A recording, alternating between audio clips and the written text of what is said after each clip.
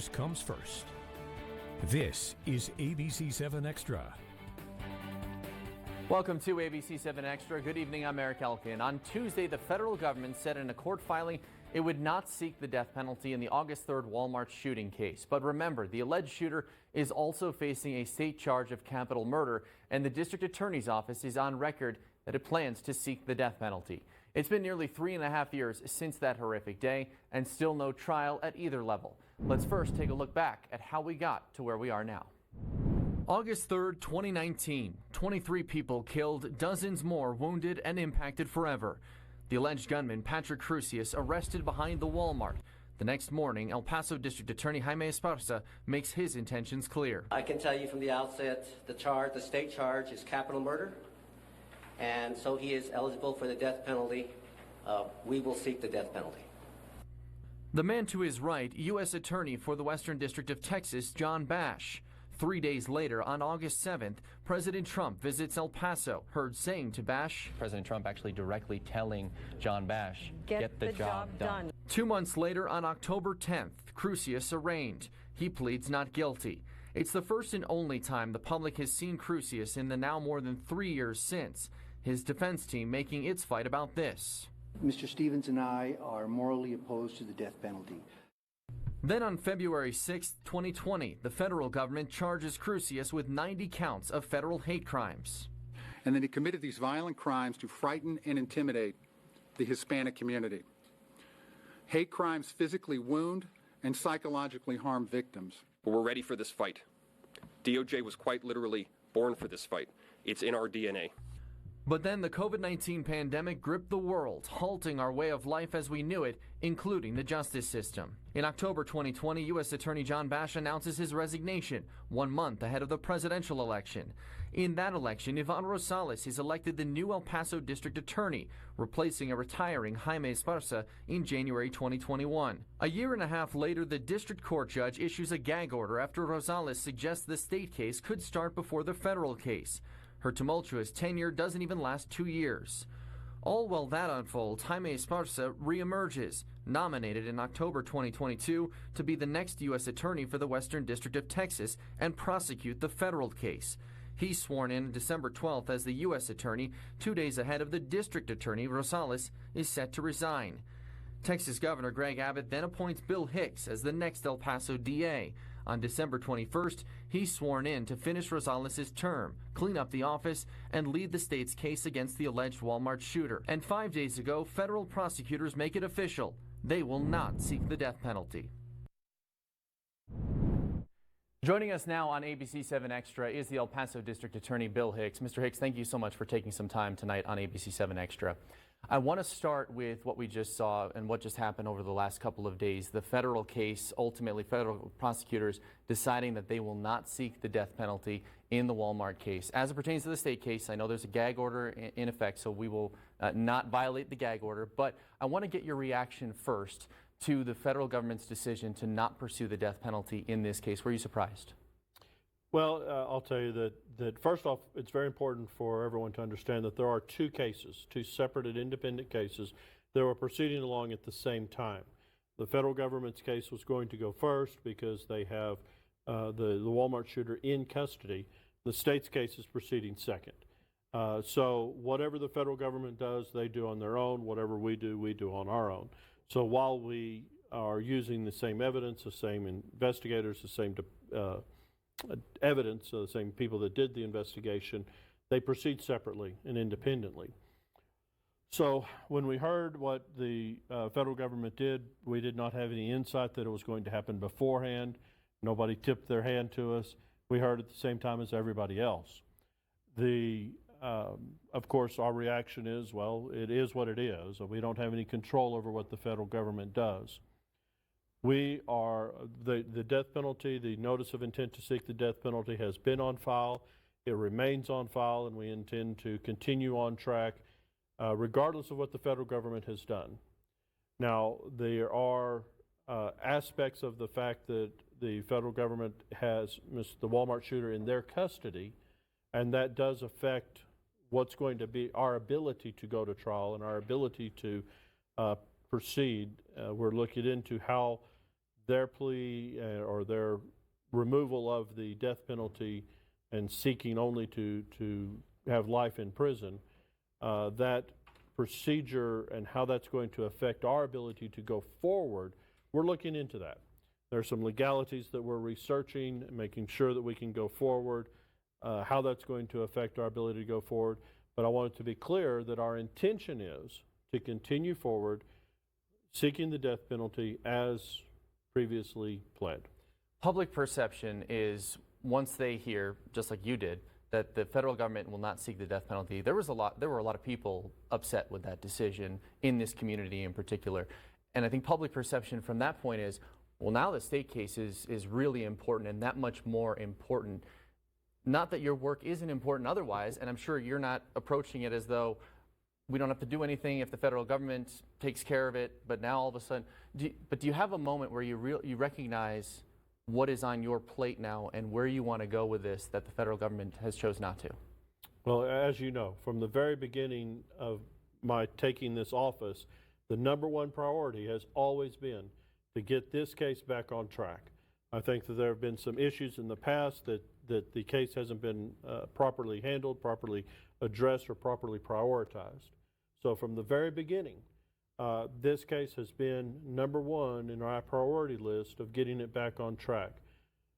Regardless of what is going to happen or wouldn't happen in the federal side, having this case ready to go to trial whenever the Honorable Judge Sam Medrano calls us to trial has been number one priority. The people of El Paso deserve justice. The victims of this case deserve justice. And being prepared to take this case to trial has been my number one priority.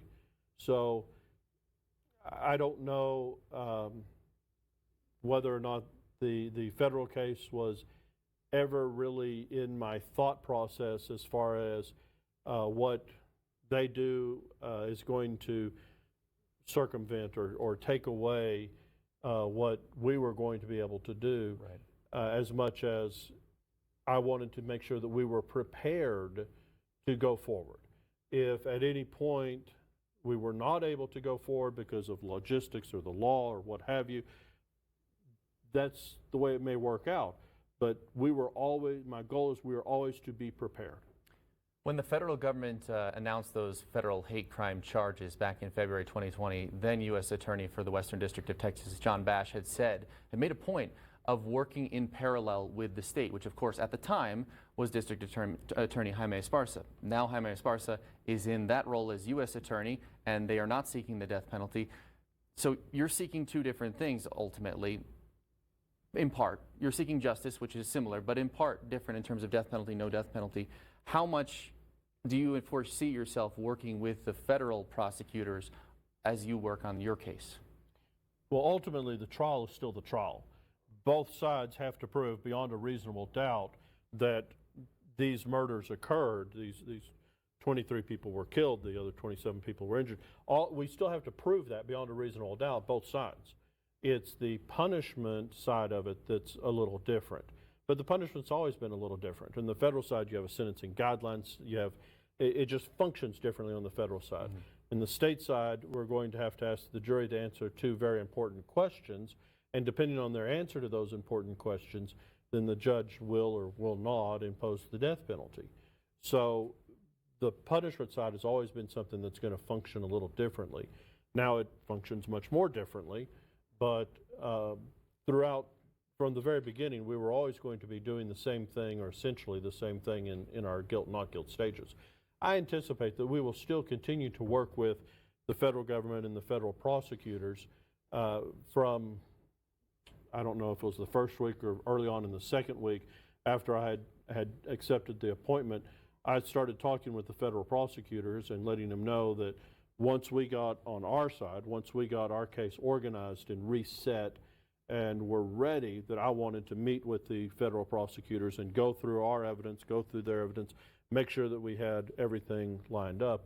And they were very receptive to that, and I think they still are. When you joined us about a month ago here on ABC-7, I asked your position on the death penalty, and you had really emphasized how serious of a sentence that ultimately is, and that it only rises to that level in very few exceptions. Some people, as we heard Attorney Joe Spencer, defense attorney, are morally opposed to the death penalty. For those in the community who may be morally opposed to the death penalty, while you seek that, what do you tell them? Well, first off, I want to separate this answer from the Walmart case, because it's very important we understand that when I speak in general about the death penalty, that I'm not speaking about the Walmart case. So because of the gag order, specifically, right? Okay. But in my opinion, the death penalty is the most severe sanction that the state of Texas can ever seek. If we're looking to take the life of another person as a state-sanctioned event, it has to be the most severe sanction, so it is reserved for the most severe crimes. It is a sanction that requires the most severe scrutiny. It requires the most severe circumstances, and it is not something that any one person should be making without a great deal of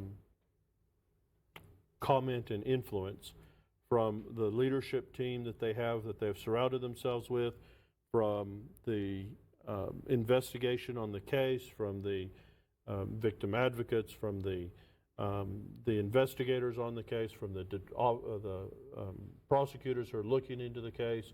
All of these factors need to be taken into consideration.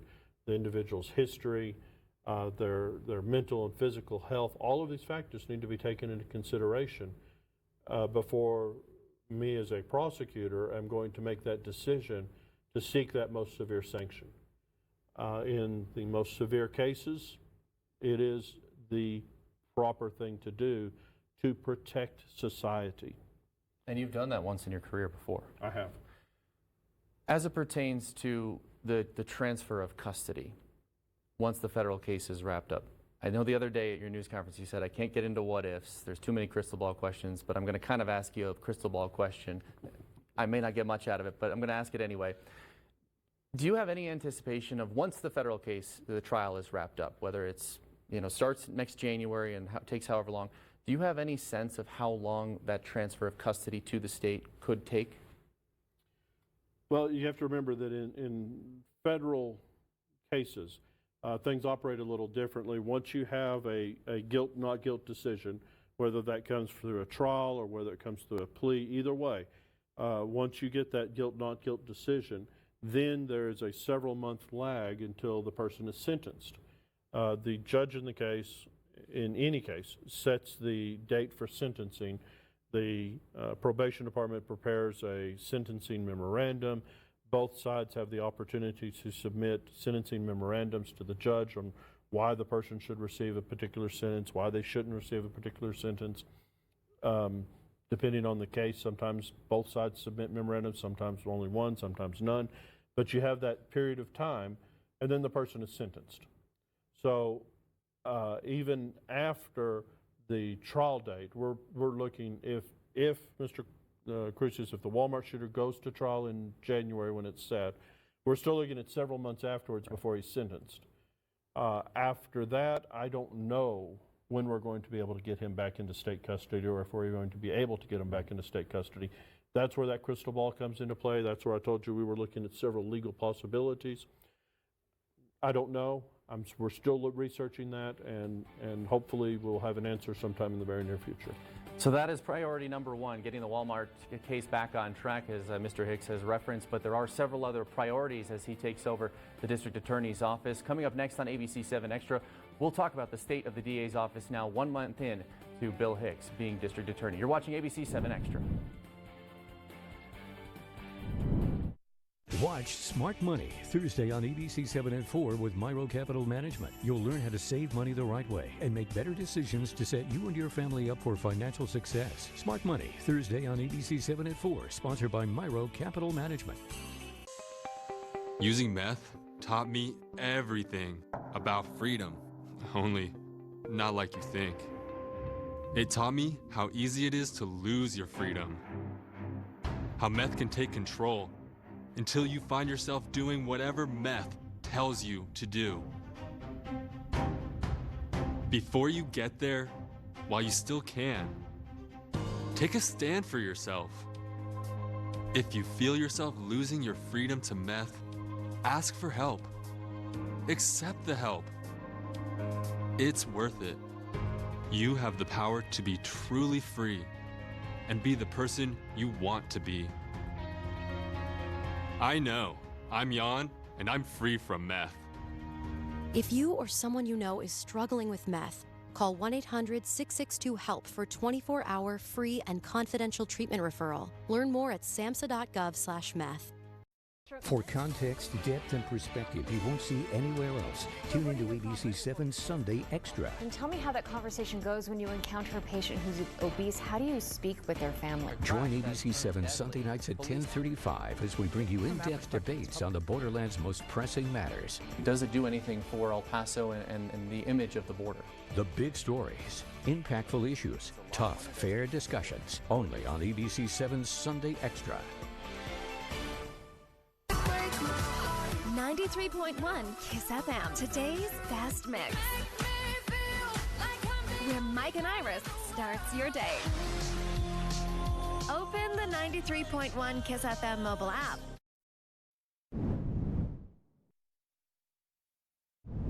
Welcome back to ABC-7 Extra. I'm joined once again by the El Paso District Attorney, Bill Hicks. Again, thank you for taking the time here on ABC-7 Extra. We talked extensively about priority number one, which was getting the Walmart case back on track to the extent that you can. Let's now focus more broadly on the state of the District Attorney's office. You've been there for about a month now. You obviously had a lot you had to do right when you got in, including the backlog of cases and the hiring. Let's start with the backlog of cases. Where is your office at now in terms of being able to attack that backlog of cases? Sure. So I guess part of the backlog of cases is figuring out where we are on that backlog. How many cases do we have? What's the status of that backlog? We knew going in that there was a backlog, but kind of figuring out where we were, how many cases, what the status of the computer system is. All of that is what we've been doing in the past couple of weeks. I will say that I've hired a new division chief in charge of the intake section. That new division chief has hit the ground running. She's really like a little hurricane down there, just getting things moving fast. I'm very proud of that because she's very good at moving things. We've got we're beginning to get those cases moving. A lot of it is the inputting of the cases. So we get cases that are brought to us from law enforcement. They're in one system. That system then those cases have to be inputted into our system. We're getting those cases input into our system at a breakneck pace now. Those cases are now going to our attorneys. I anticipate that by the end of the year, we're going to put about 1.5 years to 1.75 years worth of cases into the system, into the judicial system, into the courts. And obviously the backlog of cases is just one part of it. Then you have to get them ultimately into the courts and in trial, and that involves a prosecution team, which gets to priority number 3 in hiring. Where are you at in terms of having the prosecution team you need to be able to go to all these trials? So that's going to take time, mainly because it's going to take a lot of money and in staffing and new hires. We have a 3-part plan. The first part is to fill the vacancies that we have now. Which is how many? We have about a total of a little less than 40 because we've already started hiring into those places. We have some people that will be leaving us here soon. So a total of about 40, a little less. And we've already started filling some of those positions, but we will be able to fill all of those positions. I'm very comfortable with the number of people that have sent us resumes, have indicated, hey, I want to come back and be a part of this team. So those people... That's an important part. Come back, right? These are people who worked in the office previously, in some cases. In a lot of cases. Okay. I'm looking for experienced trial attorneys, and I have a lot of good people who have indicated that they're willing to come back and be a part of this team now, and have that good experience, that good trial experience that we need to get them into court so that they can hit the ground running. So I'm going to be able to fill the existing positions pretty quickly. That's staff, investigators, paralegals, and trial attorneys. So it's across the board. Next, we're going to be going back to the Commissioner's Court, and we're going to be asking them for permission to expand beyond the budgeted number of attorneys that we have now. and get us kind of in a halfway point between where we are now and where we were in 2020, because the numbers have shrank from 2020 to where we are now, the number of available positions. Right. And then in our new budget year going into October, we're going to ask the Commissioners Court very kindly and with a very detailed plan to give us numbers that are a little above our 2020 numbers, to account for the increase in crime over the years, to account for the increase in cases, and also because we're putting about 1.5 years worth of cases into the courts. Right. And the judges need the resources to deal with those cases. We need to put the prosecutors in the courts to deal with those cases. We need the victim advocates to be in place to contact the victims who are seeing their cases finally hit the courts. We need the investigators to do the work investigating the cases to get them ready to go to trial. We need the staff to help the attorneys get ready. So it's a big, big process. So how much more money is that? To the extent that you're willing to share. I don't have all the numbers yet for stage 3, and I don't want to. So that's still a work in progress. It's still a work in progress, right? Looking at it broadly, you knew you had a big undertaking when Governor Abbott appointed you to this position. You knew what you were inheriting and what you needed to do, or at least you thought you did at that point. So I guess that's where I'm getting at with my question here is, now a month later, how does that compare to what you thought you were taking on? I'm very angry at Jaime Esparza because he made this job look easy, and it is not. I'm a little overwhelmed with the amount of work that it's taking to reinitiate all of the relationships that we have with all of our law enforcement partners out there, with our state, across the state. There's a numerous relationships that Mr. Esparza had established with our Border Prosecution Unit, which spans from El Paso, as the largest community on the border, all the way down to the valley. Do they need repair now?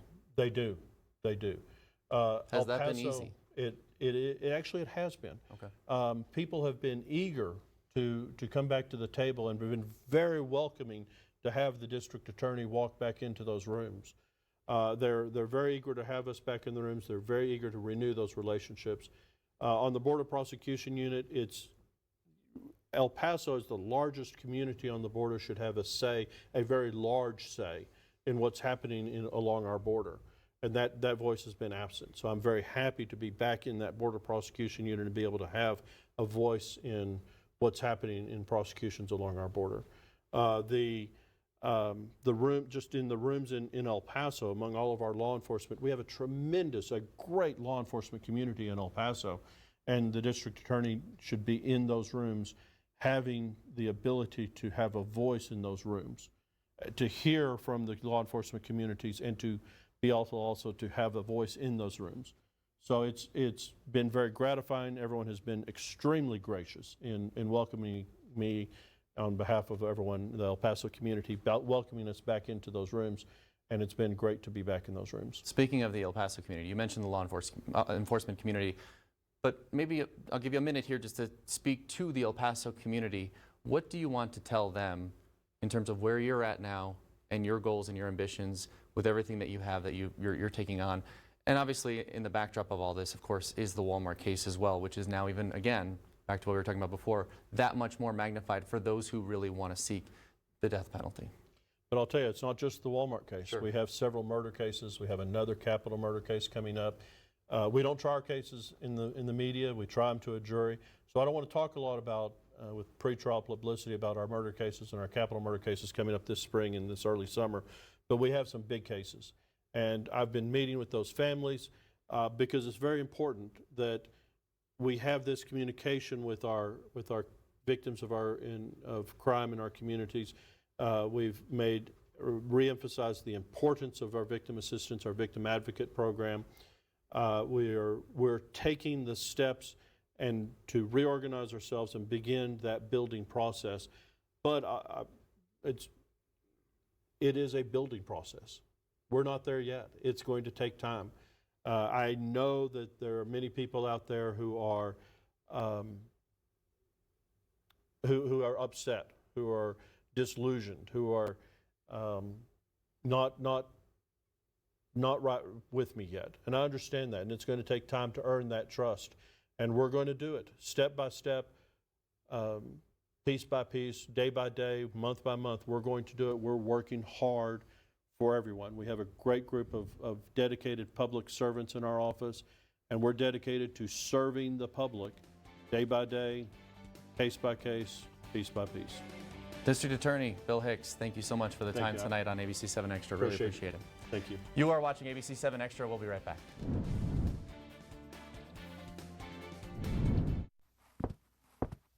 Hey, Picasso, thinking about that new truck? Let's make that dream a reality. It's easy with a First Light Auto Loan from First Light Federal Credit Union.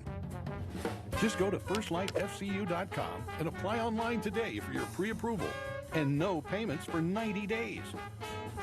First Light Federal Credit Union, your better credit union.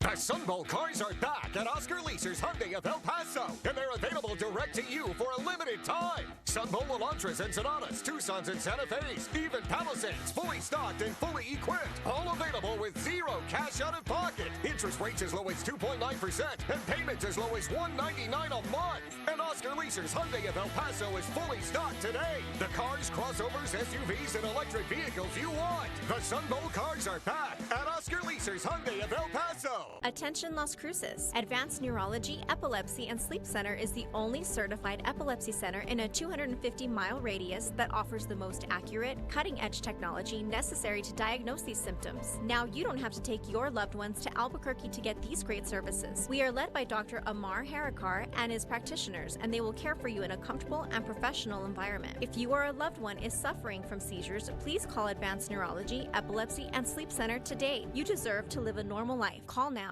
600 ESPN El Paso is your source for sports. And get ABC-7 news updates weekdays from 7:30 a.m. to 6:30 p.m. 600 ESPN El Paso, a partner with ABC-7, where news comes first.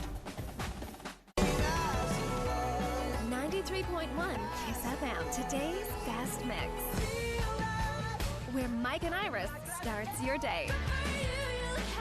Open the 93.1 Kiss FM mobile app.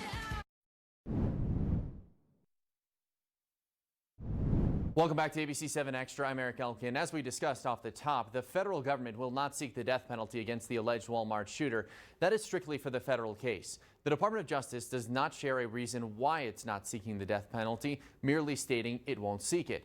I spoke with Robert Dunham. He's the executive director of the Death Penalty Information Center, a nonprofit in Washington, D.C. that does not take a stance for or against the death penalty, but it is critical in the way in which it's administered. I asked him, if this case does not rise to the level of a death penalty case, then what does? The Biden White House has not set any clear policy on the death penalty. Saying that we will pursue the death penalty in certain classes of cases isn't interfering in individual cases, it's setting policy.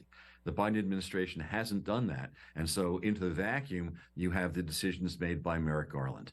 I don't think that anyone can say what are the factors that he is using to decide that a given case, like the Saipov case, is one in which you would continue to seek the death penalty, and a case like this is not.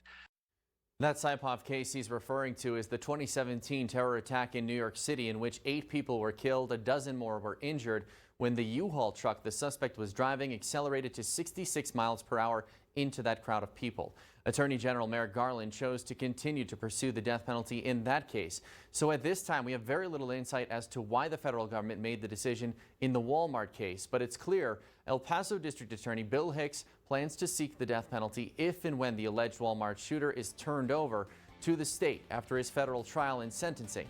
It is a story you can count on ABC-7 to continue following closely. Thank you for watching this edition of ABC-7 Extra. I'm Eric Elkin. Thank you for watching